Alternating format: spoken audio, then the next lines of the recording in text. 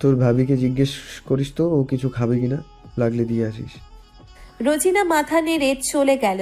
সুমন মারুফের পেটের মধ্যে একটা খোঁচা দিয়ে বলল, দেখছিস আমাদের ভাইয়ের ভাবির জন্য কত চিন্তা। মারুফ এগিয়ে গিয়ে খাবার নিতে নিতে বলল, কিসের ভাই, কিসের ভাবি? শোন আশিক, মীরা কিন্তু আমার এলাকার ছোট বোন, সেই হিসেবে আমি কিন্তু তোর সম্বন্ধী, একটু রেসপেক্ট দেখাইস। আশিক হাসতে হাসতে বলল, আচ্ছা, তুই আমার সম্বন্ধী তাই না? যা ভাগ তুই আমার শালা, দুলা ভাইয়ের প্রতি একটু রেসপেক্ট দেখা। সুমন গ্লাসে বোরহানি ঢালতে ঢালতে বলল, আচ্ছা আচ্ছা, দুলাভাই শালাদের ট্রিট দিচ্ছেন কবে? খাওয়া দাওয়ার পর গল্প চলল বেশ কিছুক্ষণ। একসময় মারুফ আশিকের পিঠ চাপড়ে বলল, জান দুলা ভাই, আমাদের আপা আপনার জন্য অপেক্ষা করছে। আশিক একটু হাসলো, কিছু বলল না। মারুফ আর সুমনকে বিদায় দিয়ে ও আস্তে আস্তে নিজের ঘরে ঢুকলো। মীরাকে অনেক কিছু বলার আছে, মীরা কি ওর কথা শুনবে?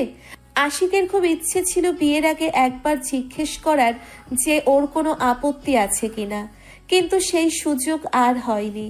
এখন এসব প্রশ্ন করা অর্থহীন, তবু অনেক কিছু জানার আছে ওর থেকে, অনেক কিছু বলার আছে। আশিক ঘরে ঢুকে দেখলো মীরা বিছানার উপর বসে আছে। দরজা বন্ধ করে পেছন ফিরতেই মীরা তড়াক করে উঠে দাঁড়িয়ে বলল, খবরদার আমার কাছে আসবেন না, আপনি একটা ভণ্ড মিথ্যাবাদী। আশিক বিস্ফোরিত চোখে তাকিয়ে আছে। সামনের মানুষটাকে কেমন অচেনা লাগছে। এই ঝকমকে আলোতে মীরাকে মনে হচ্ছে অন্য কেউ। আশিক কয়েক মুহূর্ত তাকিয়ে রইল। লজ্জা অপমান সবকিছুকে ছাপিয়ে গেল ওর বিস্ময়, এবং কয়েক মুহূর্তেই সেটা পরিণত হলো তীব্র অভিমানে। আশিক একটা কথাও বলল না, কোনো কৈফিয়ত দিল না, কোনো কিছু জানতেও চাইল না। জামা কাপড় নিয়ে ওয়াশরুমে চলে গেল। কিছুক্ষণের মধ্যেই বেরিয়ে লাইব্রেরিতে ঢুকে দরজা বন্ধ করে দিল। মীরার সমস্ত শরীর কাঁপছে, চোখ ছলছল করছে। ও কিছুতেই স্বাভাবিক হতে পারছে না।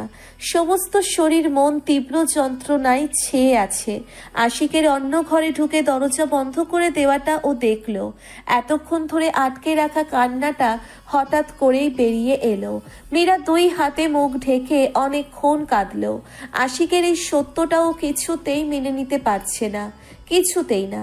এতটা কষ্ট তো ওর তখনও হয়নি যখন শুভ ওকে সন্দেহ করেছে, ওর সঙ্গে এত কুৎসিত আচরণ করেছে। মুখোশ খুলে যাওয়া শুভর বীভৎস চেহারাটা দেখেও অবাক হয়নি ও, আশ্চর্যজনকভাবে সেরকম কষ্টও পায়নি।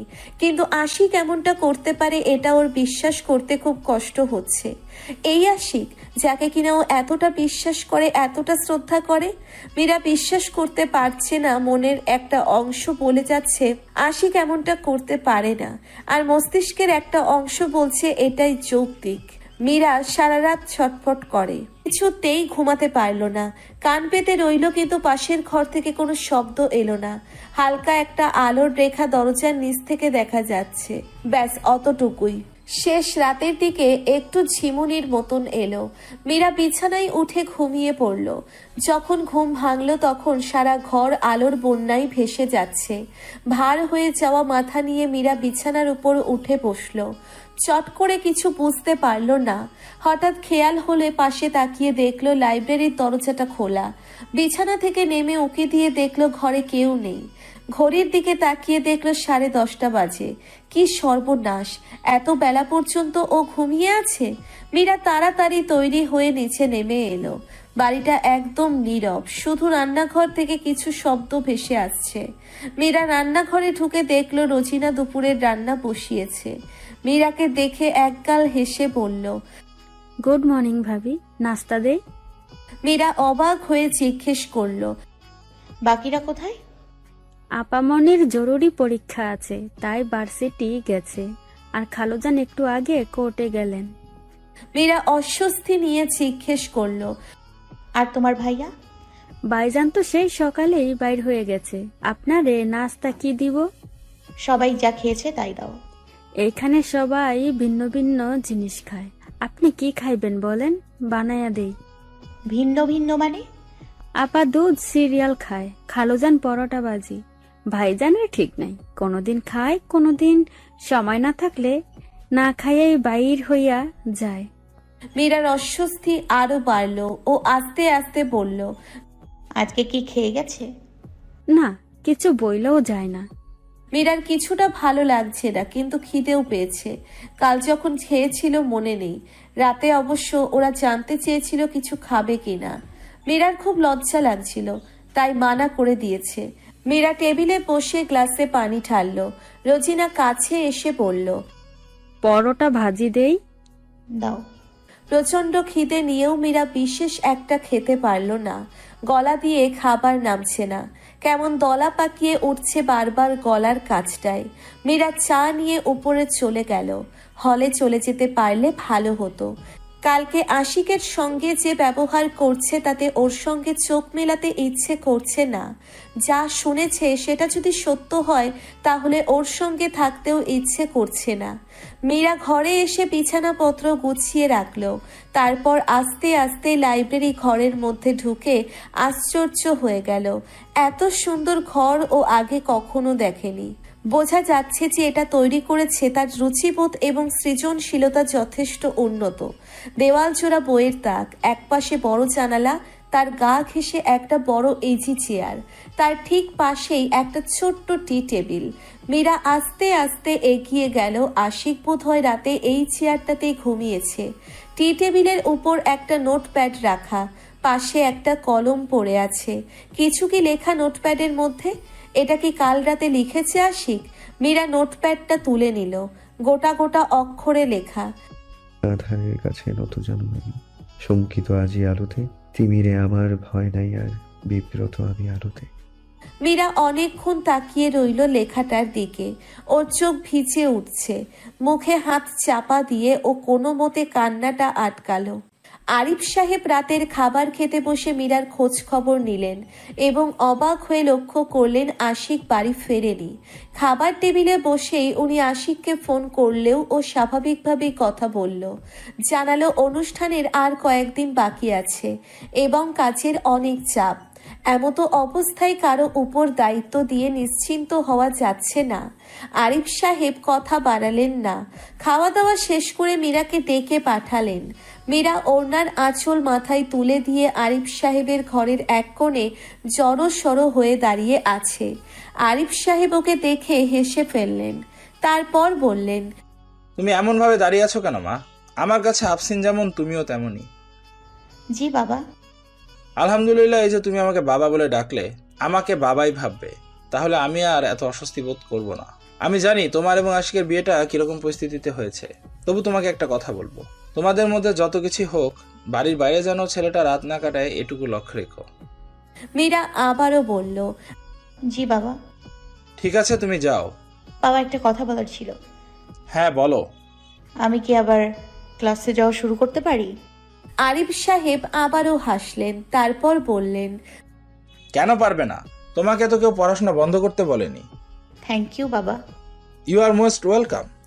মীরা অনেক রাত পর্যন্ত আশিকের জন্য অপেক্ষা করলো। তারপর একটা সময় বুঝতে পারলো ও ফিরবে না। মীরা দরজা বন্ধ না করেই ঘুমালো, যেন আশিক ফিরলে ঘরে ঢুকতে পারে, কোনো সমস্যা না হয়। মীরার ঘুম ভাঙলো অনেক সকালে। সারা ঘর বারান্দা খুঁজেও ও বুঝতে পারলো আশিক রাতে ফেরেনি। আজ রবিবার সকাল 8টায় ক্লাস আছে। তৈরি হয়ে বের হতে গিয়ে দেখলো আফসিন টেবিলে বসে নাস্তা করছে। মীরাকে দেখে বলল, ভাবি তুমি এত সকালে কই যাও? ক্লাসে যাই। কয়টায় ক্লাস তোমার? 8টায়। আমারও 8টায় ক্লাস। তাড়াতাড়ি নাস্তা খেয়ে নাও, তারপর একসঙ্গে যাই। মীরা আপত্তি করলো না, খেতে বসে গেল। যদিও এত সকালে ওর কিছু খেতে ইচ্ছে করে না, কেমন বমি বমি পায়। রোজিনা জিজ্ঞেস করার পরও তেমন কিছু খেলো না, শুধু একটা কলা নিল। তারপর বলল, আমি এত সকালে খেতে পারি না, বাড়ি ফিরে খাবো। দুপুরের আগেই চলে আসবো। বাবা জিজ্ঞেস করলে বলো। মীরা বেশ সাধারণ পোশাকেই ক্লাসে এসেছে। ওদের বিয়ের ব্যাপারটা কতজন জানে ওর ধারণা নেই। ক্লাসে ঢুকে ও কারো দিকে তাকালো না, একপাশে বসে পড়ল। ক্লাস শুরু হবার কিছুক্ষণ পর টুম্পা এসে বসলো ওর পাশে। ক্লাসের মধ্যেই একটা খোঁচা দিয়ে বলল, কিরে, ভালোই তো আছিস? মীরা জবাব দিল না, হাসলো একটু পাশে তাকিয়ে। ফার্স্ট ইয়ার থেকে টুম্পার প্রসঙ্গে ওর বন্ধু, মেয়েটা ভীষণ মজার, চোখে মুখে কথা বলে, কথার পিঠে কথা বলে ওকে হারানো মুশকিল। সাধারণত বোরিং ক্লাস হলে ওরা কাগজে লিখে লিখে কথা চালাচালি করে। মীরা পাশে তাকিয়ে দেখলো টুম্পা ওর খাতার মধ্যে লিখেছে। তুই তো ট্রাম কার্ড পেয়ে গেলি রে, কেমন যাচ্ছে আশিক ভাইয়ের সঙ্গে? মীরা একটু লাল হলো লজ্জায়, কিছু বলল না, কাগজে লিখলো ফাজিল। টুম্পা আরো কি সব লিখছে, ওর মুখ হাসি হাসি। মীরা পাশে তাকিয়ে মনে করলো এই টুম্পাই ফার্স্ট ইয়ারে থাকতে আশিকের প্রেমে পড়েছিল। সে কি উথাল পাথাল প্রেম, ক্লাস শুদ্ধ সবাই জেনে গিয়েছিল। তবে টুম্পা দমবার পাত্রী নয়। ক্লাসের দু একটা ছেলেকে দিয়ে আশিককে জানানোর চেষ্টা করেছিল, বিশেষ একটা লাভ হয়নি। আশিক তেমন গুরুত্ব দেয়নি। এরপর টুম্পা একদিন ভয়ঙ্কর একটা কাণ্ড করেছিল। ক্লাসের শেষে আশিক অন্যান্য বন্ধুদের সঙ্গে চায়ের দোকানে বসে চা খাচ্ছিল। চায়ের দোকানটা ডিপার্টমেন্টের পেছনেই, বেশ অনেকখানি খোলা জায়গা পেছনে, সেখানেই ছোট একটা চায়ের দোকান, সামনে কাঠের বেঞ্চি পাতা। আশিক ওখানেই বসেছিল 4-5 জন বন্ধু নিয়ে। টুম্পা হঠাৎ ওখানে হাজির হয়ে পড়ল। আপনার সঙ্গে একটু কথা আছে আশিক ভাই। আশিক একটু অবাক হলো, কিন্তু তেমন কিছু প্রকাশ করলো না। আস্তে করে বলল, বল। আমি আপনাকে ভালোবাসি। আশিকের মধ্যে তেমন কোনো ভাবান্তর লক্ষ্য করা গেল না। আশেপাশের ছেলেপেলেগুলো মুখ চাওয়াচাওয়ি করতে লাগলো। টুম্পা তখনও দাঁড়িয়ে আছে। আশিক বলল, আর কিছু বলবে? আপনি তো আমার কথা জবাব দিলেন না। তুমি তো কোনো প্রশ্ন করনি যে আমি জবাব দেব। টুম্পার গলা কাঁপছে, তবে ও এত সহজে হাল ছেড়ে দেবার মতন মেয়ে নয়। আরো কিছু একটা বলতে চাচ্ছিল, তার আগেই মীরা ওর একটা হাত ধরে বলল, টুম্পা চল এখান থেকে। আশিক একটা হাত তুলে বলল, ইটস ওকে। টুম্পা, তুমি চা খাবে? টুম্পা একটু সহজ হলো, তারপর বলল, আমি চা খাই না। কার্জন হলের সামনে নতুন আইসক্রিমের গাড়ি এসেছে, আইসক্রিম খাবে? এবার টুম্পার মুখে হাসি ফুটল, বলল, চলেন। আশেপাশের ছেলেগুলো তখনও মুখ চাওয়াচাওয়ি করছে। আশিক উঠে দাঁড়িয়ে পাঞ্জাবির পকেট থেকে দোকানিকে টাকা দিয়ে বলল, রেখে দাও, বাকিটা পরে হিসাব করে দেব। তারপর টুম্পার কাছে গিয়ে বলল, চলো। টুম্পা মীরার হাত ছেড়ে দিয়ে আশিকের সঙ্গে হাঁটতে শুরু করলো। সেদিন আশিক টুম্পাকে কি বলেছিল কেউ জানে না, তবে এরপর থেকে টুম্পার মাথা থেকে প্রেমের ভূত নেমে গিয়েছিল। অথচ দুজনের সম্পর্ক বেশ স্বাভাবিক ছিল। পরবর্তীতে দেখা হলেও আশিক হাসতে হাসতেই বলতো, কি খবর টুম্পা, ভালো তো? টুম্পাও হেসে জবাবে বলতো, জি ভাইয়া। মীরা অনেকবার জিজ্ঞেস করেছিল সেদিন ওদের সাথে কি কথা হয়েছে। টুম্পা এড়িয়ে গেছে, বলেনি কিছু। 3টে ক্লাস পরপর হলো, কোনো গ্যাপ ছাড়াই। মীরা অন্য কারোর সঙ্গে আর কথা বলল না। পুরোটা সময় টুম্পার সঙ্গেই থাকলো। শেষ ক্লাসের মাঝখানে মোবাইলে একটা মেসেজ এলো আফসিনের কাছ থেকে। ও লিখেছে আর 1 ঘন্টা পর ওর সব ক্লাস শেষ হয়ে যাবে। একসঙ্গে ফিরবে কিনা জানতে চাইল। মীরা জবাবে লিখল একসঙ্গেই যাবে।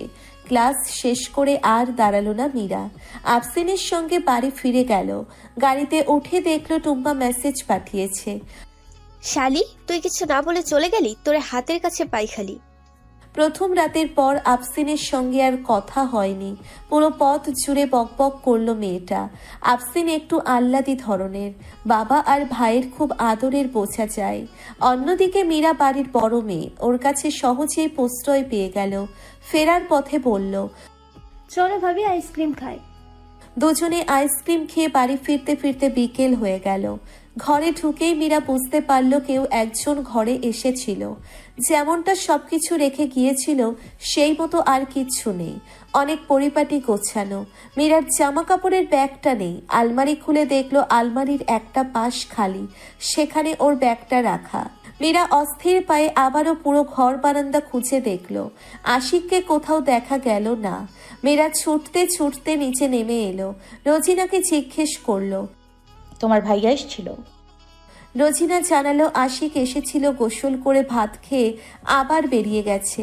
মীরার মনটাই খারাপ হয়ে গেল। আশিকের সঙ্গে একটু কথা বলা দরকার। এভাবে তো একসঙ্গে থাকা সম্ভব না। আশিক যদি চাইছে না ও এখানে থাকুক, সেক্ষেত্রে ও হলে চলে যেতে পারে।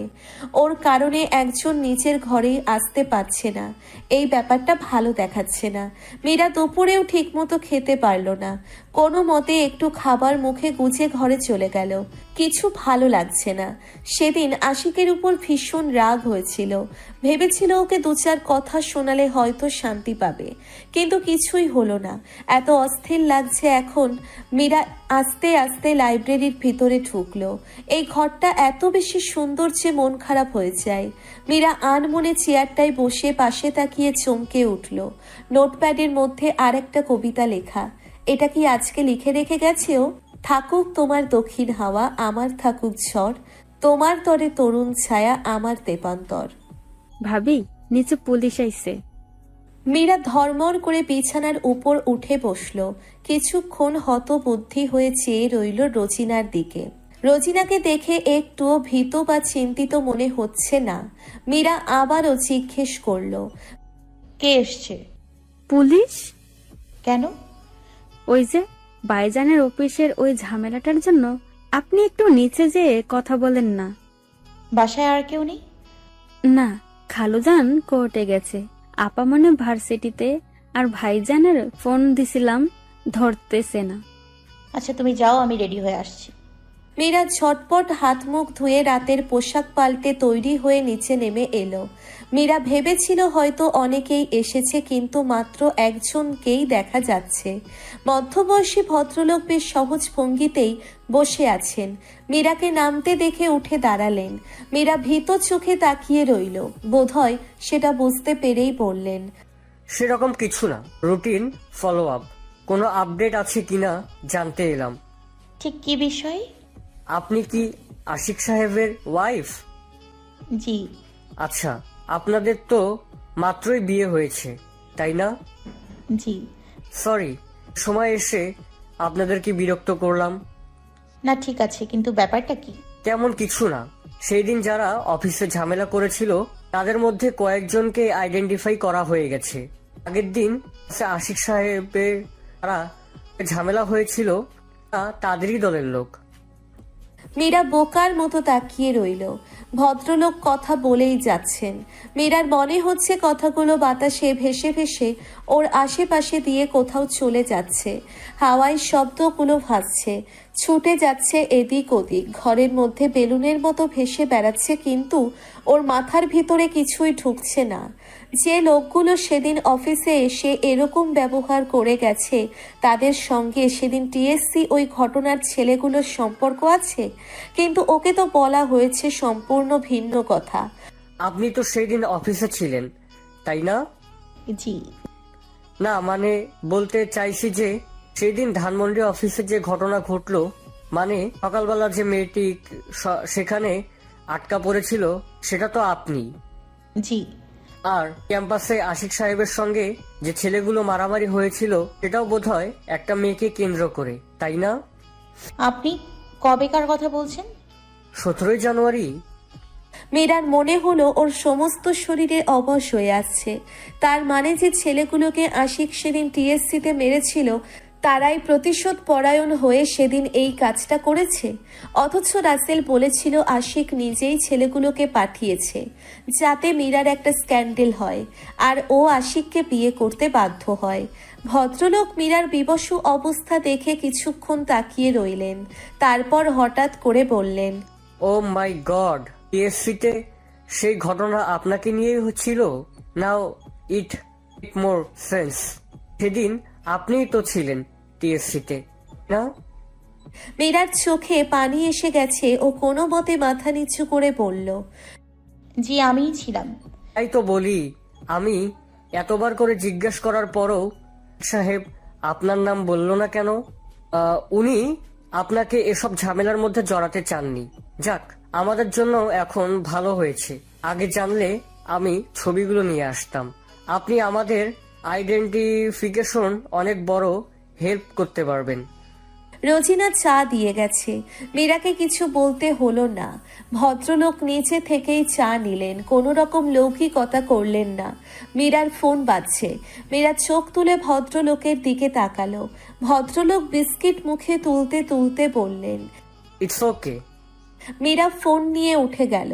টম্পা ফোন করেছে। ধরতেই হড়বড় করে বলল, কালকে 11টার সময় হলে চলে আসিস। পড়াশোনার 12টা বেজে আছে।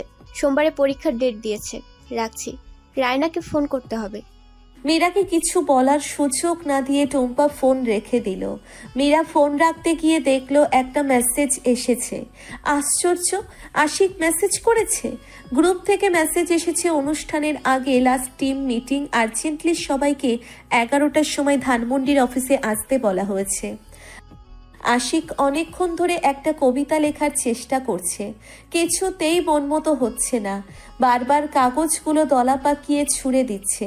পুরো অফিস ঘর দলা পাকানো কাগজে ভরে আছে। মাথা ব্যথা করছে।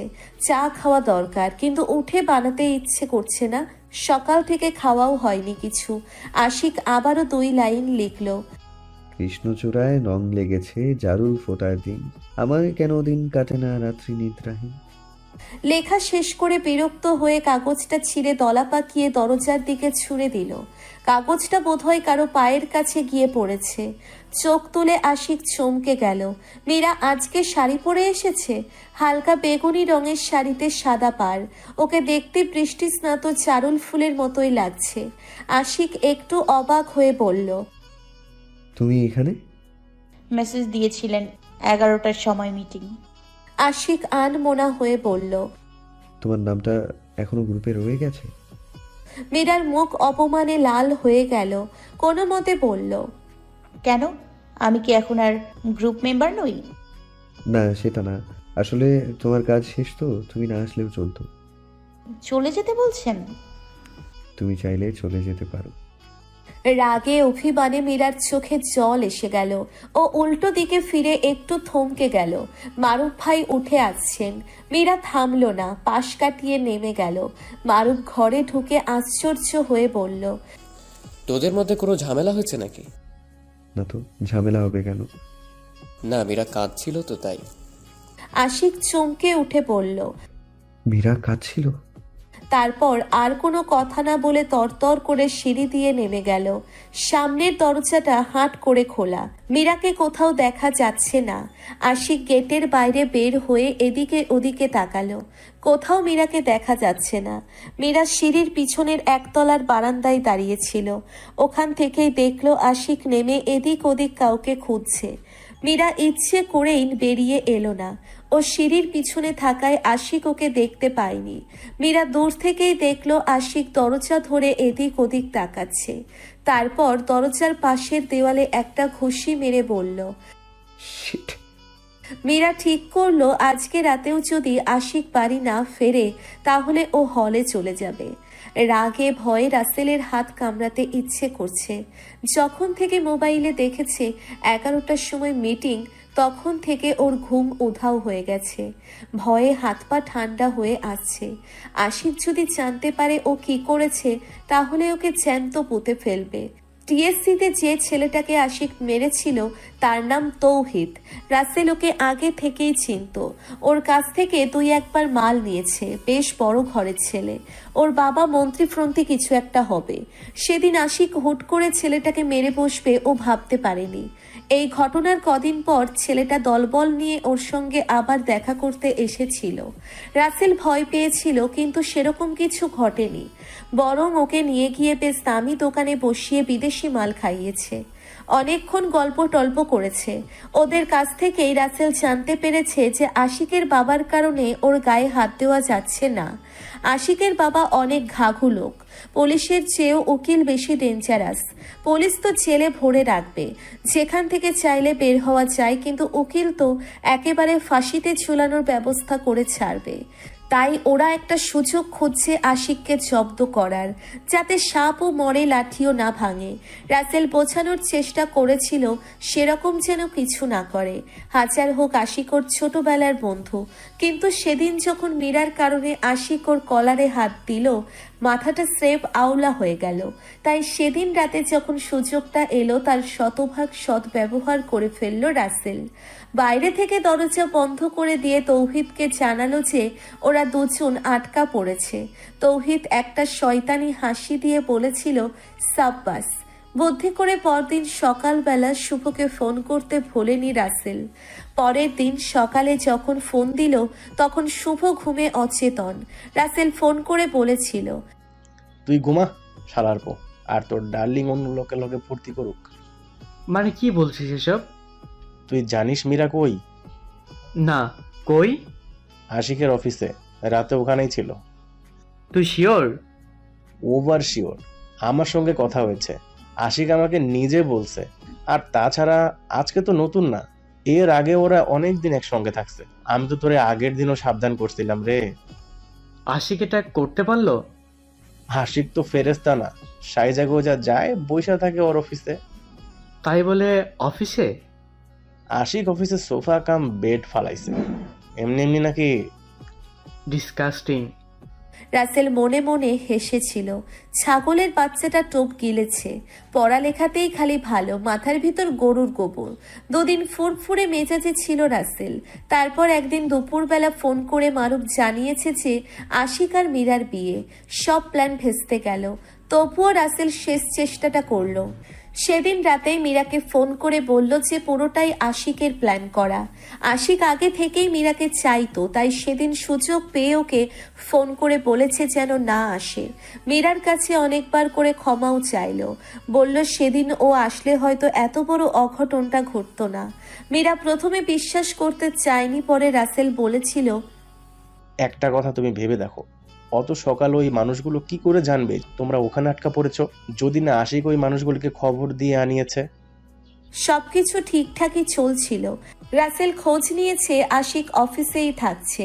এখন মিটিং এর সময় যদি লাইলি মজনু একসঙ্গে হয়ে যায় আর ওর হাড়িটা হাটে ভেঙে যায়, তাহলে আশিক ওকে আস্ত রাখবে না। রাসেলের দায়িত্ব ছিল সুবেনির গুলি তৈরি করা। এখন প্রিন্টিং এর কাজ চলছে প্রেসে। রাসেল প্রেসে ফোন করে বলল কাজ বন্ধ করে রাখতে। তারপর আশিককে ফোন করে জানালো যে সে অসুস্থ, আসতে পারছে না। আর প্রেসে কি একটা ঝামেলা হয়েছে, সুবেনির বের হতে সময় লাগবে।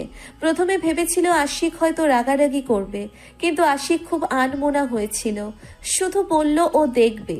রাসেল স্বস্তির নিঃশ্বাস ফেলল। যাক, এ যাত্রা বাঁচা গেল। আশিকের মন মেজাজ প্রচন্ড খারাপ হয়ে আছে। মীরা ওইভাবে চলে যাওয়ার পর অনেকবার ওকে ফোন করেছে, কিন্তু ওর ফোন বন্ধ। বাড়িতে ফোন করে জেনেছে ও ফেরেনি। ভেবেছিল ঘন্টা খানেক পর আবার ফোন করবে, কিন্তু সেটা আর সম্ভব হয়ে ওঠেনি। রাসেল ফোন করে জানিয়েছে প্রেসের কাজ আটকে গেছে। ও নিজেই অসুস্থ, আর কারো উপর দায়িত্ব দিয়ে ভরসা করা যাচ্ছে না। মারুফার সুমনকে অন্যান্য কাজ বুঝিয়ে দিয়ে বাধ্য হয়ে ও নিজেই প্রেসে চলে গেল। ওখানে যাবার পর আর এক দফা মেজাজ খারাপ হলো। প্রেসের লোকেরা জানালো আশিক নাকি ওদের কাজ বন্ধ রাখতে বলেছে। বেশ কিছুক্ষণ উত্তপ্ত বাকবিতণ্ডার পর আবারও কাজ শুরু হলো। ততক্ষণে বিকেল গড়িয়ে গেছে এবং আকাশের অবস্থা যথেষ্টই খারাপ। প্রেসের লোকজন কাজ বন্ধ করে বাড়ি ফিরে যেতে চাইছে। ওদের ধরে বেঁধে অনুরোধ করে কাজ শেষ করতে করতে রাত প্রায় শেষ হয়ে গেল। শেষ রাতের দিকে আবারও বৃষ্টি শুরু হলো। আশিক আর বৃষ্টি থামার জন্য অপেক্ষা করলো না। কাল মীরা ওইভাবে চলে যাওয়ার পর থেকে খুব খারাপ লাগছে। আশিক ঠিক করে রেখেছিল দুপুরে বাড়ি যাবে। ও জানে মীরা বিকেল নাগাদ ফিরে আসে। ভেবেছিল আজ বাড়িতেই থাকবে, সেটা আর হলো না। বৃষ্টি মাথায় করেই আশিক বেরিয়ে পড়ল। পুরো রাস্তা ফাঁকা, একটা রিক্সা পর্যন্ত নেই। আশিক হেঁটেই রওনা দিল। বৃষ্টি থামার কোনো লক্ষণ নেই। একেবারে মুষলধারে বৃষ্টিও না, আবার এলসে গুড়িও নয়। কেমন একটানা মন খারাপ করা বৃষ্টি। আকাশ অন্ধকার হয়ে আছে। গা ভর্তি জ্বর নিয়ে যখন বাড়ি ফিরল ততক্ষণে 9টা বেজে গেছে। বাড়ি ফিরে জানতে পারল মীরা এইমাত্র বেরিয়ে গেছে। আশিক একটা দীর্ঘশ্বাস ফেলে উপরে নিচের ঘরে চলে গেল। কাঁপুনি দিয়ে জ্বর উঠছে। আশিক পোশাক পাল্টে কম্বল মুড়ি দিয়ে শুয়ে পড়ল। খিদে পেয়েছে, কিন্তু কিছু খেতে ইচ্ছে করছে না।